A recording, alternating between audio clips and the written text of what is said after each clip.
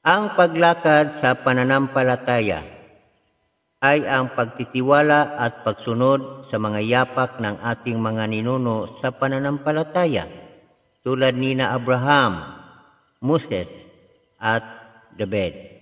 Sila ay mga taong may matibay na pananampalataya at tiwala sa Diyos at sila ay naging mga halimbawa para sa atin.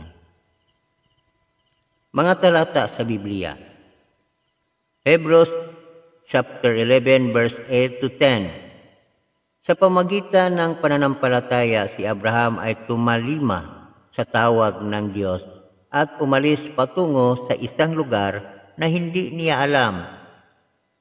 Proverbs chapter 3 verse 5 to 6. Magtiwala ka sa Panginoon ng buong puso at huwag kang mananalig sa iyong sariling karunungan. Philippians chapter 4 verse 13. Lahat ng bagay ay aking magagawa sa pamagitan ni Kristo na nagpapalakas sa akin. Pag sa buhay ng pananampalataya, magtiwala sa Diyos at sa Kanyang mga pangako. Sundin ang Kanyang mga yapak at mga utos. Magpakumbaba at magpasalamat sa lahat ng mga bagay.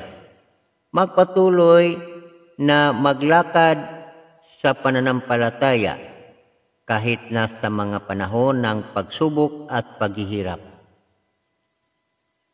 Naway magpatuloy tayo na maglakad sa pananampalataya at magtiwala sa Diyos sa lahat ng mga bagay. Mga lalaki at babae ng aksyon, ang pananampalataya na walang gawa ay walang saysay. Kailangan nating maging mga taong may gawa, hindi lang mga tagapakinig ng salita ng Diyos. Ang tunay na pananampalataya ay nagpapakita sa pamagitan ng mga gawa, hindi sa mga salita lamang. James chapter 2 verse 26. Ang mga gawa ay nagpapatunay na ating pananampalataya. James chapter 2 verse 18.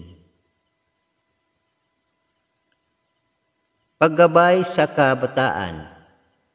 Bilang mga makatatanda, may responsibilidad tayong gabayan ang mga kabataan sa tamang landas. Kailangan nating maging mga huwaran sa kanila at ituro sa kanila ang mga aral ng Diyos. Turuan mo ang bata sa daan na dapat niyang lakaran, at kapag siya ay tumanda, hindi niya ito maiiwalay. Proverbs chapter 22 verse 6. Mga anak, sundin ninyo ang inyong mga magulang sa Panginoon, sapagkat ito ay tama. Ephesians chapter 6 verse 1. Tamang landas ng buhay. Ang salita ng Diyos ay nagsasabi sa atin na ang tamang landas ng buhay ay ang pagsunod sa Kanya. Kailangan nating magtiwala sa Kanya at sundin ang Kanyang mga utos. Ang salita ng Diyos ay iluminasyon sa ating mga mata at liwanag sa ating landas. Psalm chapter 119 verse 105. Ako ang daan, ang katotohanan at ang buhay. Walang sinuman ang makakapunta sa Ama kundi sa pamagitan ko. John chapter 14 verse 6. Naway magpatuloy tayo na maglakad sa tamang landas ng buhay at maging mga huwaran sa iba.